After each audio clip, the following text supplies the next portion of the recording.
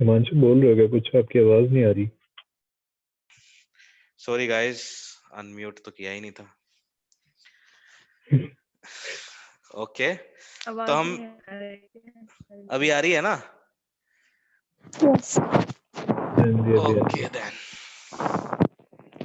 तो हम यहाँ पे क्या कर रहे हैं? एवरेज डेविएशन कैलकुलेट कर रहे हैं, ग्रुप डेटा में कैलकुलेट कर रहे हैं। तो अगर आपको याद होगा, ग्रुप डेटा में हमने जैसे मीन को कैलकुलेट किया था, जैसे मीडियन को कैलकुलेट किया था, तो उसमें भी हमने कुछ ऐसा ऐसा ही सिमिलर मेथड को हमने यूज किया था। बट हम यहाँ पे क्या कर रहे हैं? हमने यहाँ पे डेविएशन को कैलकुलेट करना है। ठीक है, तो डेविएशन अगर हम कैलकुलेट कर रहे हैं, तो डेविएशन कैलकुलेट करेंगे तो हमें क्या माइनस करना पड़ेगा। ठीक है, हर एक उसको क्या करना पड़ेगा? माइनस करना पड़ेगा, तो हमारा डेविएशन आएगा। और माइनस करने के बाद हम फ्रीक्वेंसी से मल्टीप्लाई करेंगे, तो पूरे ग्रुप का पता चलेगा। और पूरे ग्रुप की वैल्यू का पता होने के बाद सबको प्लस करेंगे, और सबको प्लस करने के बाद उसको डिवाइड कर देंगे नंबर ऑफ टर्म से। तो हमारा एवरेज डेविएशन आ जाएगा किसके लिए? ग्रुप के लिए। तो यहाँ पे फॉर्मूला क्या है हमारा? Summation of F x divided by में एन। ठीक है, तो यहाँ पे इन्होंने देखो फॉर्मूले गलत लिखे, इसलिए मैं कंफ्यूज हो जाता हूँ बीच बीच में कि मैंने भी नहीं देखा है फॉर्मूला। यहाँ पे इन्होंने गलत लिखा हुआ है, ये x हो जाएगा ना आपका, ये है x माइनस एम।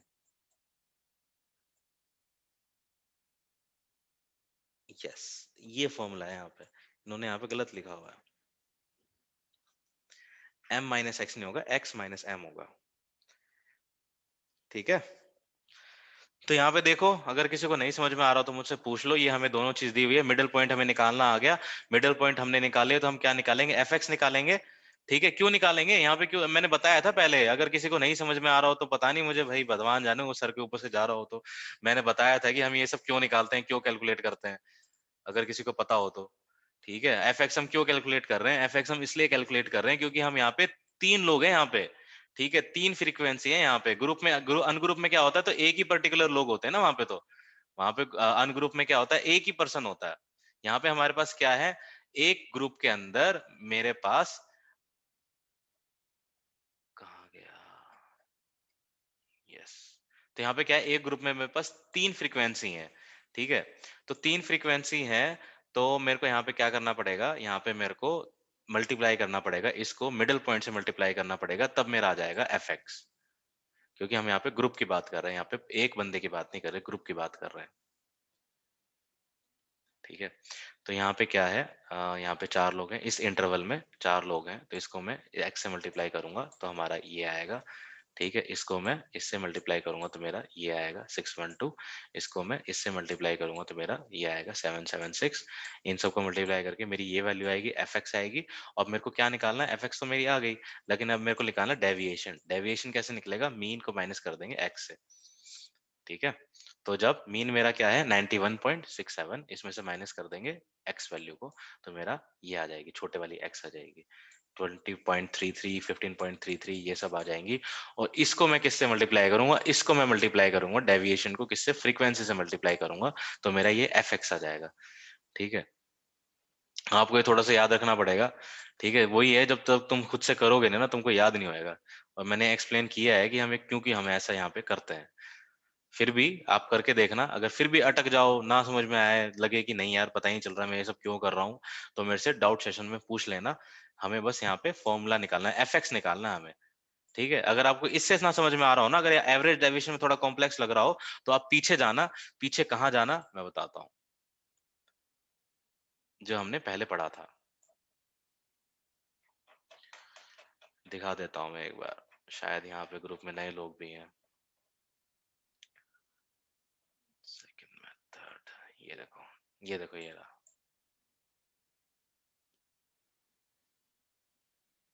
है ना यहाँ पे? यही चीज हमने यहाँ पे रिपीट की थी। अब हमने हाँ यहाँ जी। तक तो यहाँ पे कर दिया था, लेकिन अब ये तो हम क्या निकाल रहे हैं? यहाँ पे तो मोड कैलकुलेट कर रहे हैं। या फिर मैं अगर ऊपर दिखाऊं तो ये रहा आपका। ठीक है, चलो, ये तो ये रहा, ऊपर आएगा शायद, ये रहा, देखो। ये हम क्या मीडियन निकाल रहे थे, ये हमने मीडियन निकाला है यहाँ पे। मीडियन का फॉर्मूला क्या था? Sigma of F x. ये क्या है? बड़े वाला एफ एक्स है, जो हमने पहले कैलकुलेट किया है। लेकिन हम अब मीन थोड़े ना निकाल रहे हैं, हम तो डेविएशन निकाल रहे हैं कि उसका हर एक फ्रीक्वेंसी का मीन से कितना डिफरेंस है। इसलिए वहां पे क्या हुआ है? एफ और छोटे वाला एक्स और इसका समीशन और डिवाइडेड बाय में एन। ये हमारा हो जाता है एवरेज डेविएशन, लेकिन यहाँ पे ये है दूसरा। तो यहाँ तक कैलकुलेट करने के बाद हमें क्या करना है, यहाँ तक कैलकुलेट करने के बाद एक नई टर्म यहाँ पे टेबल ऐड हो जाएगी। वो क्या ऐड हो जाएगी, एक्स, ये डेविएशन। डेविएशन कैसे, आपकी ये वाली वैल्यू माइनस में और आपका मीन, जब ये माइनस करेंगे तो आपकी एक नई नई वैल्यू आएगी यहाँ पे, और इन सबको करने के बाद इस x को मल्टीप्लाई करेंगे इस f से, तो हमारा आ जाएगा f, और इनटू में डेविएशन, f इंटू x, जो छोटा x है ना ये डेविएशन है, ये fx आ जाएगा हमारा दूसरा, और इन सबको वैल्यूज को ऐड कर देंगे तो मेरा आ जाएगा सिग्मा ऑफ fx, और डिवाइड में कर दूंगा n से, तो मेरा आ जाएगा एवरेज डेविएशन। जिसने ये भी कर लिया होगा ना, जिसने ये कर लिया होगा, जिसने ये रिवाइज कर लिया होगा मीडियन वाला, तो उसको आज वाले में समझने में कोई दिक्कत नहीं आ रही होगी।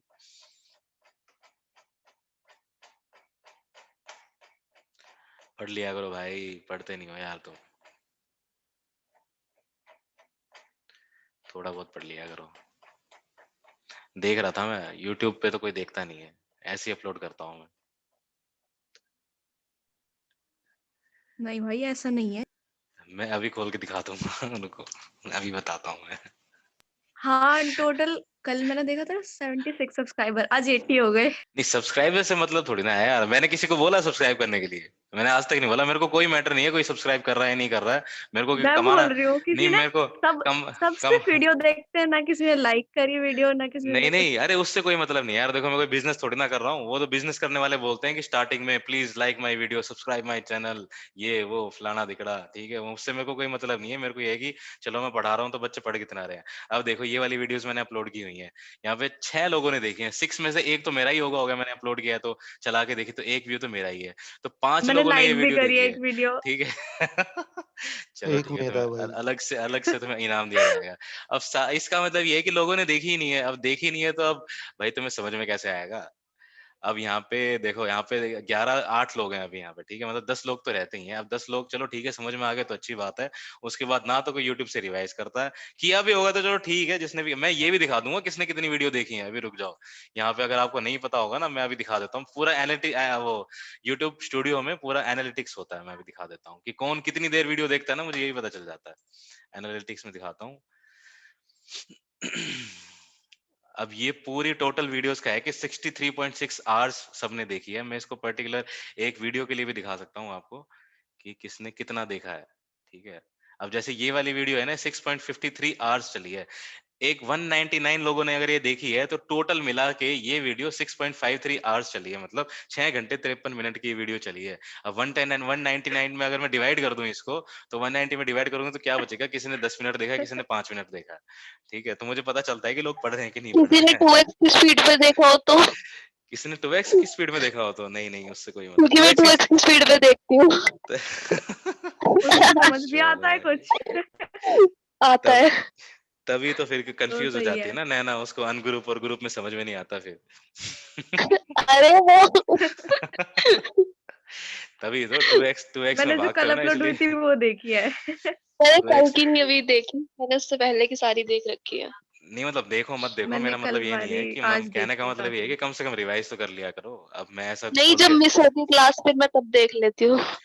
हाँ मतलब क्योंकि रिवाइज करना बहुत जरूरी है। अब हाँ देखो पता है मोस्टली क्यों रिवाइज कुछ करना चीज जरूरी है, देखनी होती है। इसलिए रिवाइज करना जरूरी है बिकॉज ये मैथमेटिक्स है यार। मैथमेटिक्स है तो आपको थोड़ा तो प्रैक्टिस चाहिए, थोड़ी तो प्रैक्टिस चाहिए। थोड़ी भी प्रैक्टिस नहीं करोगे ना तो आपको कंफ्यूजन हो जाएगी, आपको लगेगा यार क्या कर रहा हूँ मैं, क्या क्या कैलकुलेट कर रहा हूँ, बकवास चीजें ये हो आप रही जैन वालों को बोलो, हम जुलाई वाले तो अभी ये मतलब पढ़ रहे हैं, उसके बाद फिर हमने दोबारा पढ़ना ही है ये सब। हैं। देखो भाई ये सब कहने की बातें होती हैं, जो जुलाई वाले हैं ना, ये दूसरा जुलाई आता हुआ ना पता नहीं चलेगा कि कब जुलाई आ गया है, ठीक है। और यही नहीं, सोचते एक रह बार हाँ जाओगे पहले कि आप मैं दिक्कत पढ़ा नहीं करूंगा, दो, हम होगी। पढ़ कि लेंगे मैं पहले। कि मैं रिवाइज करूंगा करूंगा करूंगा, और अब याद आएगा कि हाँ जुलाई तो आ गया,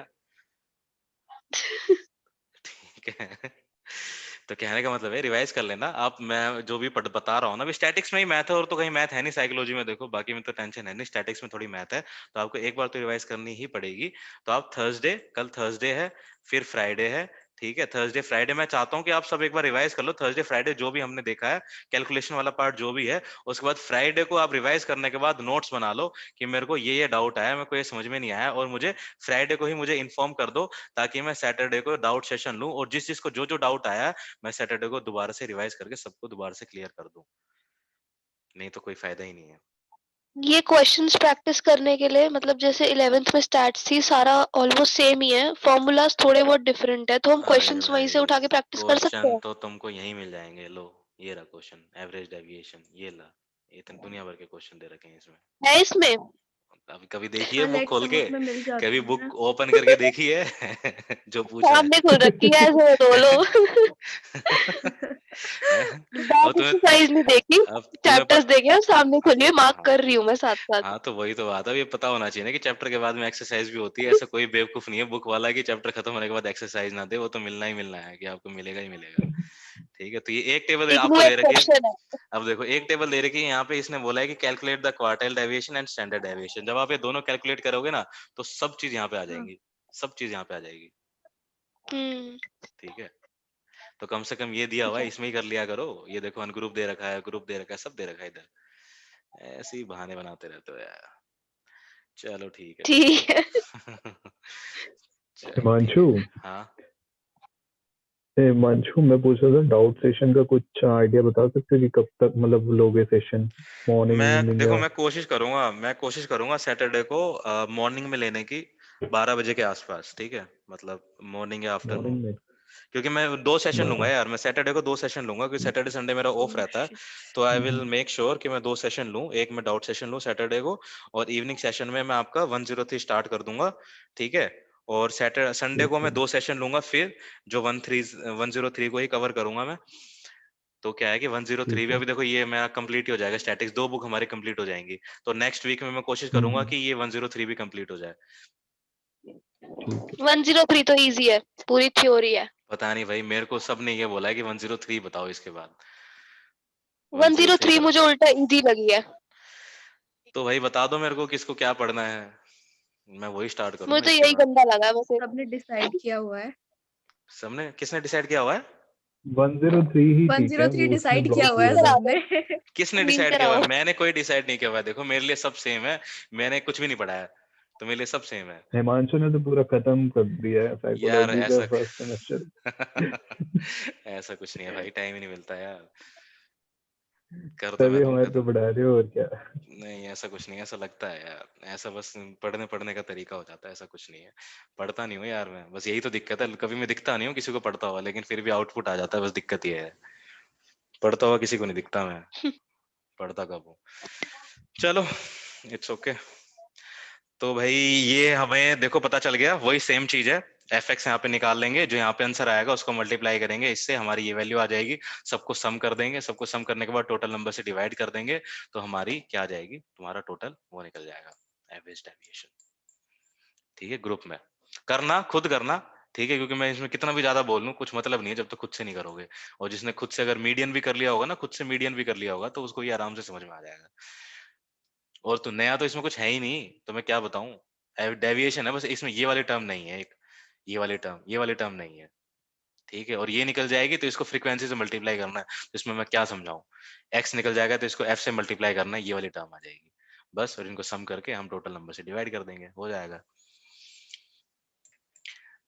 इसके बाद आ जाता है हमारा स्टैंडर्ड डेविएशन। कोई चैट में कुछ बोल रहा है, देखते हैं। भाई 103 ही होगा। चलो भाई, यहाँ इस भाई ने मेरे को शुरू से बोला हुआ है कि 103 ही पढ़ाना है। भाई टेंशन मत ले यार, आवाज आ रही है ना मेरी। प्रॉमिस किया भाई ने, 103 ही चलेंगे पक्का। चलो,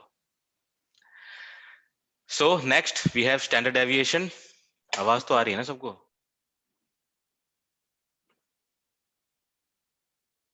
हाँ जी, आ रही है, आ रही है। Okay then good. यस, आ रही है। फिर कुछ चैट में कुछ बोल रहा है, ये बात ठीक है। चलो, तो स्टैंडर्ड डेविएशन में मैंने क्या बताया था, स्टैंडर्ड डेविएशन भी एक तरीका होता है कि हम डेविएशन पता करते हैं। किसका? पर्टिकुलर फ्रीक्वेंसी का डेविएशन हम पता करेंगे, किससे? मीन से कितना डेविएट हो रहा है वो।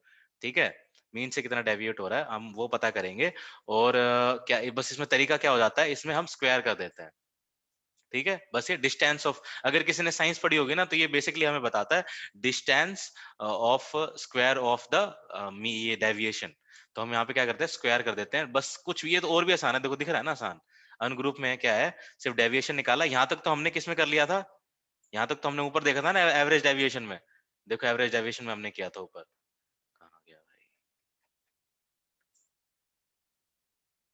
ये रहा। ये वाला यहाँ से कर दिया, एवरेज डेविएशन निकाल दिया।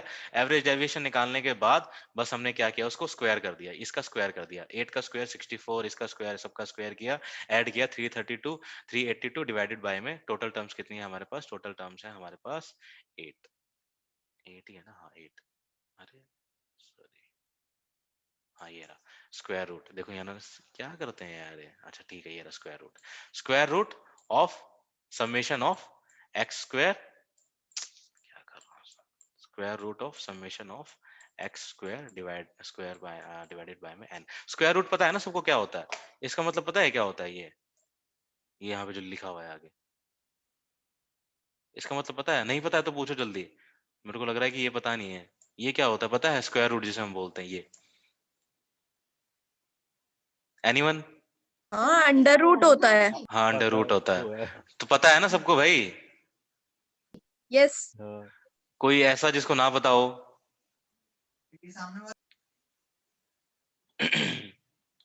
स्क्वायर रूट का मतलब ये होता है, मैं फिर बता देता हूँ, जैसे अगर 4 है ना, अगर 4 का स्क्वायर रूट करेंगे तो ये 2 हो जाएगा, ठीक है, मतलब उसको हाफ हाफ में डिवाइड करते हैं, हाफ में डिवाइड कर देंगे, बस ये सोच लो, ठीक है। अगर 16 है तो 16 का हाफ क्या हो जाएगा, नहीं सॉरी 16 का हाफ नहीं होता है, स्क्वायर होता है, सॉरी 16 का क्या हो जाएगा, 4 का स्क्वायर, इसमें कन्वर्ट हो जाएगा, तो ये 16 का 4 अगर मैं स्क्वायर रूट करूंगा तो क्या आ जाएगा, 4 आ जाएगा, ठीक है। अगर मेरे पास 25 है, 25 का अगर मैं स्क्वायर रूट करूंगा तो क्या आ जाएगा, 5 आ जाएगा, क्योंकि 5 का स्क्वायर क्या होता है, 25 होता है, तो इसका ऑपोजिट होता है, देखो 5 का square yes. Is equal to 25, ठीक है, क्लियर। yes, तो ये स्क्वायर रूट का मतलब ये होता है, तो स्क्वायर रूट यस। देखो हमने यहाँ पे क्या कर दिया, कैलकुलेट, स्क्वायर रूट निकाल लिया, यहाँ पे 382 आ गया, इन सबको स्क्वायर करके ऐड किया तो 382 आ गया, 382 का स्क्वायर रूट डिवाइडेड बाय में टोटल टर्म कितनी है 8, तो इसका जो हम 382 का स्क्वायर रूट करेंगे तो हमारा आ जाएगा 47, ठीक है, और 40 सॉरी इनको पहले इन्होंने डिवाइड कर दिया, ये पूरे का स्क्वायर रूट है, ये भी याद रखना, ये पूरे का स्क्वायर रूट है, ये तो लिखते नहीं है फॉर्मूला सही से, ये हमारा सिग्मा एक्स स्क्वायर, ये तो टोटल करा होगा ना उन्होंने। हाँ ये सिग्मा मतलब टोटल होता है, ये समेशन मतलब टोटल होता है, जहां पे समेशन आ गया मतलब यहाँ पे टोटल करना है, पूरी वैल्यूज को टोटल करना है, सम करना है, ऐड करना है सबको, ठीक है। तो 382 ओके 382 डिवाइडेड बाई में 8 और उसका स्क्वायर रूट, 382 को 8 से डिवाइड करेंगे तो हाँ हमारा आ जाएगा 47.7, 47.7 को 47.7 का स्क्वायर रूट करेंगे तो 6.91 आ जाएगा, 6.91 हमारा हो जाएगा स्टैंडर्ड डेविएशन, ठीक है। तो देखो अब फिर क्या याद आता है, फिर हमारे पास ग्रुप की बात हम yes, करते हैं, ग्रुप की अगर हम बात करेंगे तो फिर देखो एफ एक्स वाला फंडा आ गया, जहां जहां पे ग्रुप आएगा ना वहां पे एफ एक्स आ जाएगा, ये याद रखना, ठीक है, और जहां पे ग्रुप नहीं होगा वहां पे एक्स रहेगा, क्योंकि हम ग्रुप में क्या होता है फ्रीक्वेंसीज होती हैं, तो फ्रीक्वेंसीज होती है तो हम क्या करते हैं, ओके। ग्रुप की बात करते हैं तो हम उसको मल्टीप्लाई करना पड़ता है आपस में, डेविएशन को फ्रीक्वेंसी के साथ मल्टीप्लाई करना पड़ता है, तभी हम ग्रुप के साथ डील कर पाते हैं, अगर हम इनको आपस में मल्टीप्लाई नहीं करेंगे तो एक पर्टिकुलर उसकी हम बात करेंगे, यहाँ पर्टिकुलर की बात, इंडिविजुअल की बात नहीं हो रही है, यहाँ पे ग्रुप की बात हो रही है, ग्रुप की बात होती है तो हम यहाँ पे हमें मल्टीप्लाई करना पड़ता है उनकी फ्रीक्वेंसीज को और वहां पे डेविएशन को, तो यहाँ पे क्या है, कुछ भी नहीं है, देखो बस सेम ही चीज तो है, यहाँ पे देखो फ्रीक्वेंसी और ये हमें दी होगा, मिड पॉइंट हम निकाल लेंगे, फिर वही सेम चीज हमने किया है, एफ एक्स को कर दिया, मल्टीप्लाई कर दिया, ठीक है, इन दोनों को मल्टीप्लाई कर दिया, तो फिर इसके बाद डेविएशन, डेविएशन में क्या होता है, ये जो एक्स है इसको माइनस कर देंगे मीन के साथ, ठीक है, मीन हम मेरा कितना आएगा यहाँ पे, मीन यहाँ पे कैलकुलेट किया हुआ है इन्होंने, total figure, total number of 25 add करके, यहाँ पे 1 second let me check what is the mean, हाँ ये रहा मीन 110, 110.4 मीन है, ठीक है, तो 110 128 में से 110 में माइनस कर दूंगा तो 17.6, सबको माइनस करना है, ये डेविएशन आ गया, डेविएशन को मैंने क्या किया, क्योंकि मैं स्टैंडर्ड डेविएशन की बात कर रहा हूँ तो इसका मुझे स्क्वायर करना पड़ेगा, अगर स्टैंडर्ड डेविएशन नहीं निकालता तो मुझे स्क्वायर करने की जरूरत नहीं पड़ती, ठीक है, क्योंकि मैं यहाँ पे स्टैंडर्ड डेविएशन निकाल रहा हूँ, स्टैंडर्ड डेविएशन में हम स्क्वायर करते हैं, तो ये जो डेविएशन आया है एक्स, इसको हम स्क्वायर कर देंगे, ये वैल्यू आ जाएगी और इसको हम मल्टीप्लाई कर देंगे एफ के साथ, फ्रीक्वेंसी के साथ मल्टीप्लाई कर देंगे तो हमारा आ जाएगा F X square, F X square की वैल्यू यहाँ पे आ गई, एफ एक्स स्क्वायर की वैल्यू को मैं सबका सम कर दूंगा तो 1588 आ गया, जो सम आएगा उसको डिवाइड कर दूंगा मैं total number of terms, total number of term कितनी है 25, यही मेरा आंसर आ जाएगा, देखो 7.97, ठीक है।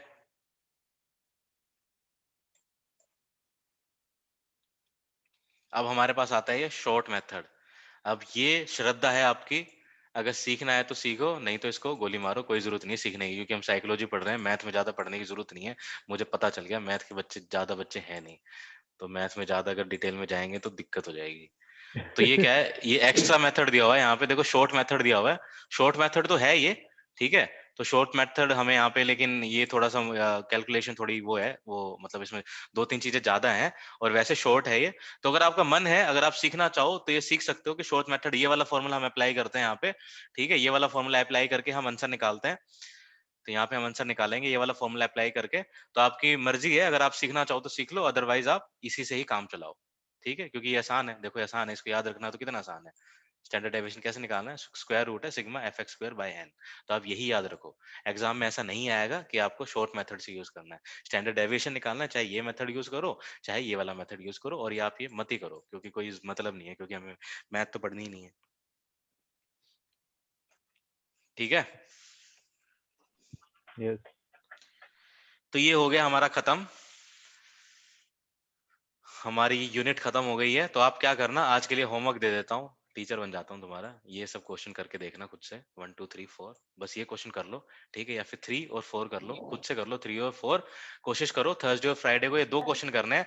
थर्सडे और फ्राइडे को मैं प्रॉमिस करता हूँ, जो बच्चा ये 3rd क्वेश्चन और ये 4th क्वेश्चन कर लेगा ना खुद से, उसके स्टैटिक्स में मस्त नंबर आएंगे, 70% से अबव नंबर आएंगे, गारंटी देता हूँ।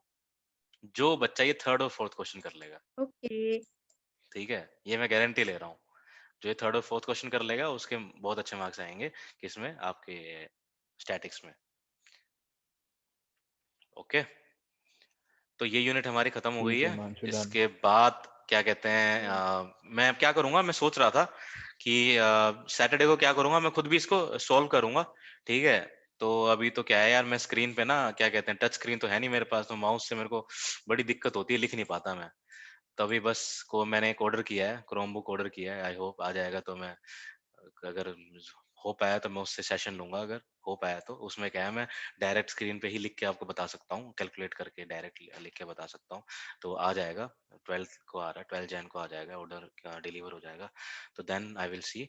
अदरवाइज मैं क्या करूंगा, कैमरे से मैं क्या करूंगा, लाइव सेशन में मैं पेपर लेके उसमें कैलकुलेट करूंगा, खुद से कैलकुलेट करूंगा, आप देखते रहना। कैमरे से मैं कैलकुलेट करूंगा, पेपर रख के उसमें टेबल बना के पूरा कैलकुलेट ओके। करके आपको दिखाऊंगा, कैसे कैसे कैलकुलेट करके हमें कैसे कैसे करना है। लेकिन वो मैं दिखाऊंगा डाउट सेशन में, जब आप ये खुद से करोगे और मुझसे पूछोगे तब करूंगा मैं, ठीक है। नाउ ठीक द है। Yes. Second unit is correlation. Correlation हमें पढ़ना है, तो कोरिलेशन का हिंदी मीनिंग बताओ, किसको पता है कोरिलेशन क्या होता है?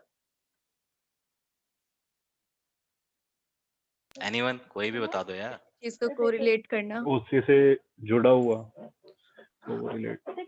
कोरिलेट मतलब आपस में कोरिलेट करना, आपस में रिलेट करना, ठीक है, चीजों को रिलेट करना। जैसे जैसे एग्जांपल मैं यहाँ पे दिया हुआ है, इन्होंने बुक में एग्जांपल दिया हुआ है कि जैसे जैसे गर्मी आती है वैसे वैसे लोग क्या करते हैं, आइसक्रीम ज्यादा खाना शुरू कर देते हैं। तो क्या हुआ, टेम्परेचर से, और आइसक्रीम किस पे डिपेंड कर रही है, टेम्परेचर पे डिपेंड कर रही है ना। तो रिलेट कर रही है दोनों चीजें आपस में। जैसे जैसे सर्दियां बढ़ती हैं तो हम क्या करते हैं, हम वुलन कपड़े पहनने लग जाते हैं, ठीक है। तो वुलन कपड़े किससे रिलेट कर रहे हैं, वो किसके रिलेशनशिप हो रहा है उसका, टेम्परेचर से।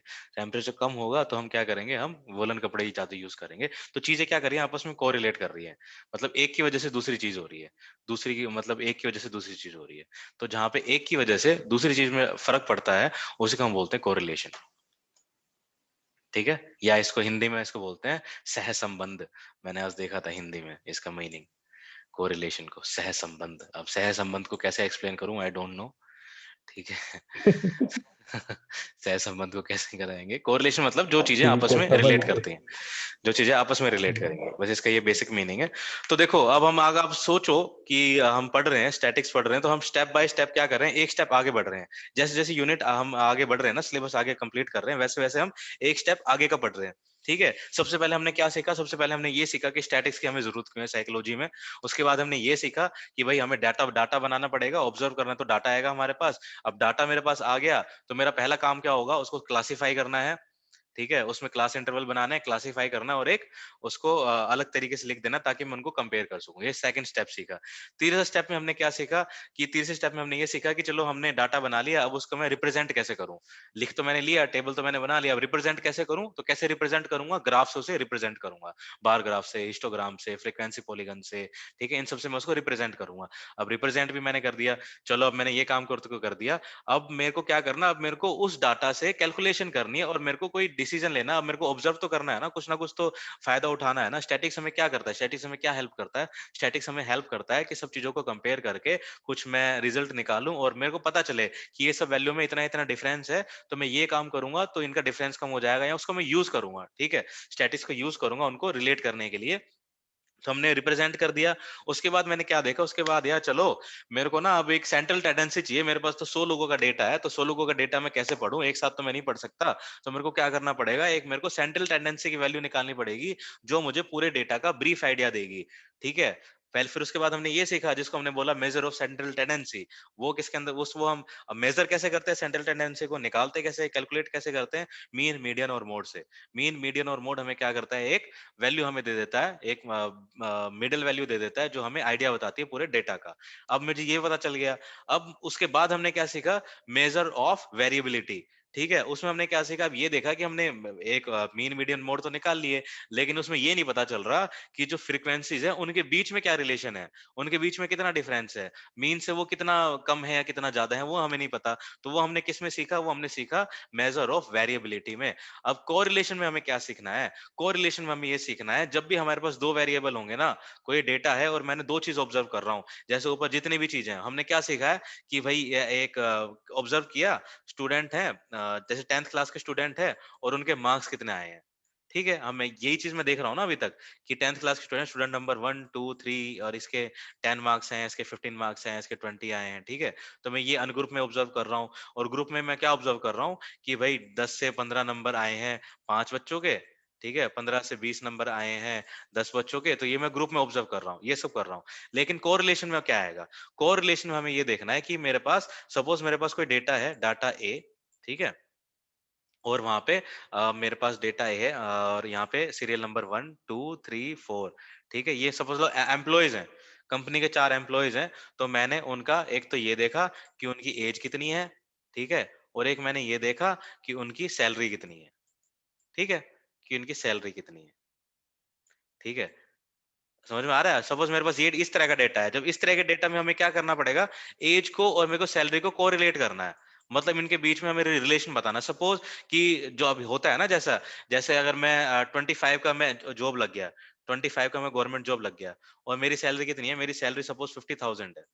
ठीक है, तो जब मैं 26 का हो जाऊंगा या 26 का कोई दूसरा एम्प्लॉय होगा जो 25 में जॉब लगा था, तो एक साल में जो डियरनेस अलाउंस होता है वो सब अलाउंस होता है तो बढ़ जाता है ना वो। सपोज 26 में उसकी सैलरी हो गई 25।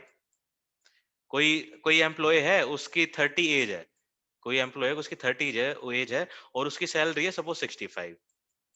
ठीक है, और कोई एम्प्लॉय है उसकी 45 एज है और उसकी सैलरी है 75। तो यहां से हमें क्या पता चल रहा है कि जैसे जैसे एज बढ़ रही है वैसे वैसे सैलरी भी बढ़ रही है। ये पता चला ना हमें, इससे क्या पता चल रहा है, ये जो मैंने डेटा बनाया इससे आपको क्या पता चल रहा है, इससे आपको यही यस पता चल रहा होगा ना, यही आइडिया हो रहा होगा कि यार जिस ज्यादा एज वालों की ज्यादा सैलरी है। पहले 25 का जो था उसकी 50 है, फिर 26 का जो था उसकी 55 है, फिर 30 का जो था उसकी 65 है, फिर 45 था जो 75 है। मतलब जैसे जैसे एज बढ़ रही है वैसे वैसे सैलरी भी तो बढ़ रही है। यस। हाँ ठीक है, तो इसी को हम बोलते हैं कोरिलेशन। कोरिलेशन मतलब सैलरी डिपेंड कर रही है, किस पे डिपेंड कर रही है, एज पे डिपेंड कर रही है। एज अगर बढ़ रही है तो सैलरी भी बढ़ रही है। ठीक है, तो यस। इसी तरह यस। के यस ऑब्जर्वेशन को, इसी तरह की चीज को हम बोलते हैं कोरिलेशन। ठीक है, ओके तो कोरिलेशन में हम पढ़ेंगे, कोरिलेशन में हम पढ़ेंगे concept of correlation, direction and magnitude of correlation, फिर प्रॉपर्टीज, इनके यूज क्या है, इनकी लिमिटेशन क्या है, और फिर अदर मेथड ऑफ कोरिलेशन। ठीक है, बस हमें ये पढ़ना है। इसके बाद हमारे पास लास्ट यूनिट आती है इसके बाद, जिसमें हम कैलकुलेट करते हैं, कोरिलेशन को कैलकुलेट करेंगे। उसके सिर्फ दो मेथड होते हैं, बहुत इजी हैं, उसके थ्रू हम कैलकुलेट करते हैं कोरिलेशन को। ठीक है, और उसके बाद हमारा एक प्रोबेबिलिटी का चैप्टर आएगा। तो अब ये मान के चलो कि हमारी स्टैटिस्टिकल खत्म हो गई है ऑलमोस्ट, कुछ अभी ज्यादा कुछ खास बचा नहीं है, क्योंकि जो खास था वो ऑलरेडी हो गया है। जो आपका एग्जाम में जो आएगा ना, मैं बता देता हूँ एग्जाम में, देखो जो आएगा, एक तो बता देता हूँ, एक तो ग्राफ, ठीक है, एक पक्का एक ग्राफ आएगा, जहां तक मुझे लग रहा है यार, इसको please don't take this as a granted, ठीक है, मुझे ऐसा लग रहा है।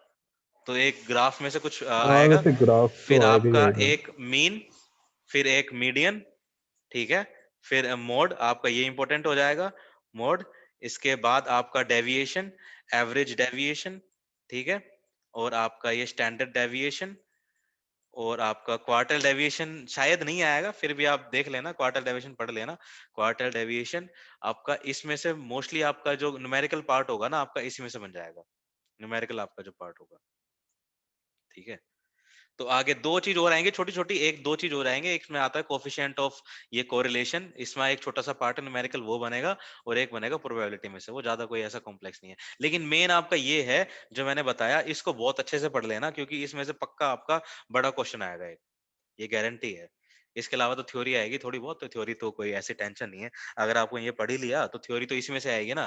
थ्योरी क्या आएगी, मीडियन की प्रॉपर्टी बताओ, यूजेस बताओ, लिमिटेशन बताओ, मोड की बताओ, मीन की बताओ, स्टैंडर्ड डेविएशन के बताओ, ठीक है। तो जब आपको पता होगा मीडियन क्या होता है, तो आप वो तो खुद से भी लिख सकते हो बना के। बस आपने अगर एक बार अगर आपने खुद से रीड करोगे ना, एक बार भी अगर रीड कर लिया ना खुद से, तो एग्जाम में जाके आप खुद से हाँ बना के लिख पाओगे, अपने दम पे बना के लिख पाओगे, आपको ज्यादा टेंशन नहीं होगी, राइट। हाँ yes yes okay guys then, तो एक काम करते हैं यार, 5 मिनट 6 मिनट रह गए मीटिंग में, एक ब्रेक ले लो यार 5-10 मिनट का, मैं भी क्या कहता है एक चाय पी लेता हूँ, ठीक है। ठीक है। हाँ सब रिलैक्स कर लो ओके 5-10 मिनट, उसके बाद इसमें ज्यादा टाइम लगेगा, 20-25 मिनट, 20 मिनट लगेंगे मैक्सिमम, 20 मिनट में मैं आपको खत्म करा दूंगा क्या होता है कोरिलेशन, ठीक है। एक बार 10 मिनट का ब्रेक ले लो, 10 मिनट बाद आते हैं वापस, और फिर हम स्टार्ट करते हैं दोबारा। ओके ओके ओके ठीक है, आप गाइस, चाय पी लो तब तक। Okay guys.